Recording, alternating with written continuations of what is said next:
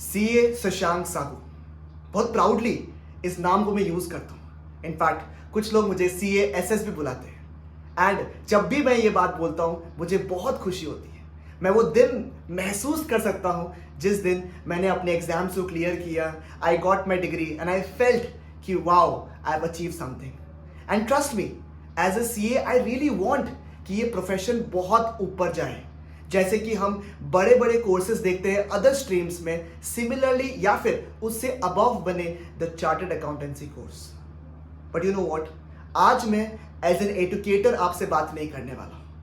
आज मैं केवल शशांक बनकर आपसे बात करने वाला हूं। वही शशांक जिसने क्लास 12th में बहुत मेहनत की, वही शशांक जिसको सीए करने की सलाह किसी ने दी थी, और वही शशांक जिसने बहुत मेहनत किया केवल ये 2 प्रीफिक्स अपने आगे लगाने के लिए। अगर ये कोई भी सीए या फिर सीए स्टूडेंट वीडियो देख रहा है तो आप मेरे हर बातों को बहुत बेहतरीन तरीके से रिलेट कर पाओगे, क्योंकि कोई भी चीज आज लिखी हुई नहीं है, सब कुछ यहां से। कई घंटों तक कोचिंग करके हम लोग ने सीपीटी के एग्जाम्स या अभी सीए फाउंडेशन जिसे कहते हैं उसे क्लियर किया। सुबह शाम हमने मेहनत किया, और जब बाकी दोस्त 12th के एग्जाम्स खत्म होने की मस्ती कर रहे थे तो हमने सीए फाउंडेशन की प्रिपरेशन शुरू कर दी। पता है क्यों हम इतना जल्दी अपना प्रिपरेशन शुरू करते हैं? Because we really want to put an impact into this world. जब बाकी लोग रेस्ट कर रहे हैं, जब बाकी लोग घूम रहे हैं, तो हम पढ़ाई कर रहे हैं, हम क्लासेस लगा रहे हैं, हम लंबी लंबी क्लासेस कर रहे हैं, हम वर्कशीट्स प्रिपेयर कर रहे हैं ताकि हम जिंदगी में कुछ कर सकें। हाँ, ये कोर्स उनके लिए है जो ख्वाब देखना चाहते हैं। हाँ, ये कोर्स आपको बना भी सकता है वहां पे जहां पे आपको लगे कि yes I have achieved something in my world. लोग कुछ भी कहें, आज इसमें भी दम है। And I am very truly honoured that I have this degree in my back. खैर, स्टोरी में आते हैं। हमने मेहनत की, हमने सीए फाउंडेशन सीपीटी को क्लियर किया और मुझे बहुत खुशी हुई। और आपको पता है, फॉर द फर्स्ट टाइम जब मैंने सीपीटी के एग्जाम्स क्लियर किए, my mom and dad way so happy.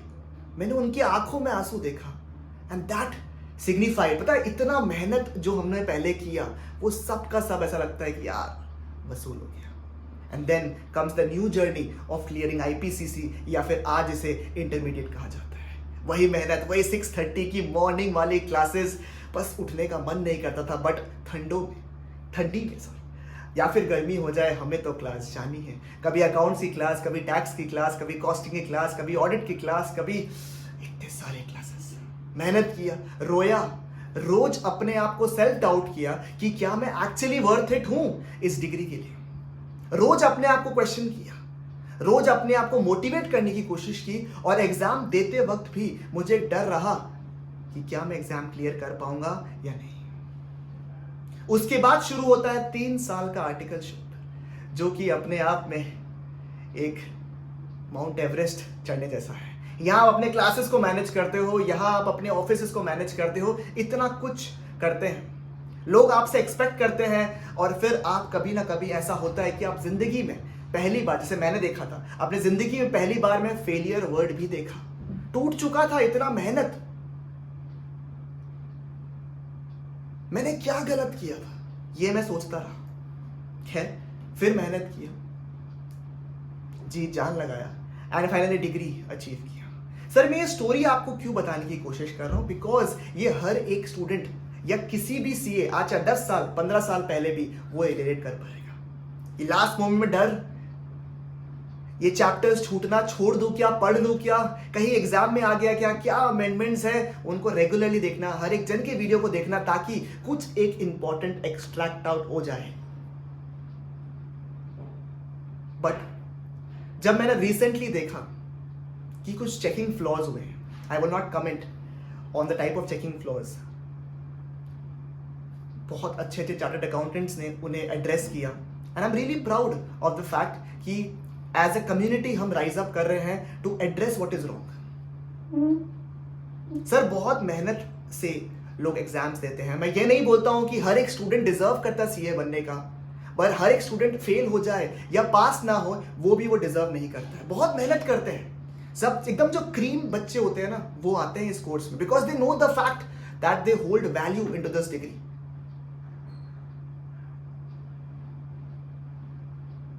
दिल करता है कि सभी बच्चे पास हो जाए. I know that is not fundamentally possible. इसलिए मैं चाहता हूं कि आईसीआई अपने पेपर क्वालिटी को और इंप्रूव करे. ऑलरेडी अगर टफ है तो उसे और टफ बनाए, और चैलेंजिंग बनाए, और मार्केट स्कैर्सिटी हो ताकि हमारी डिमांड हमेशा रहे. मैं चाहता हूं, बट अनफेयर ना हो. जिन्होंने एक्चुअली में मेहनत किया है उनके साथ में वो ना हो जो वो डिजर्व नहीं करते. I know life is unfair, but अगर ये थोड़ी सी भी एफर्ट उनके लिए फेयर बन सकती है तो why not.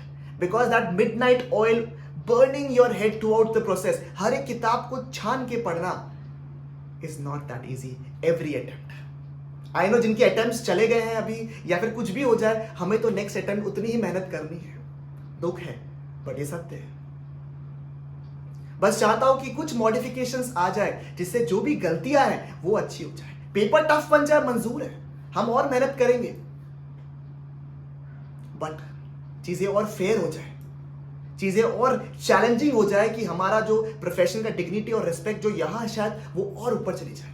With the new scheme coming, I would request everybody. I feel sorry for all these students जिनके साथ में गलत हुआ.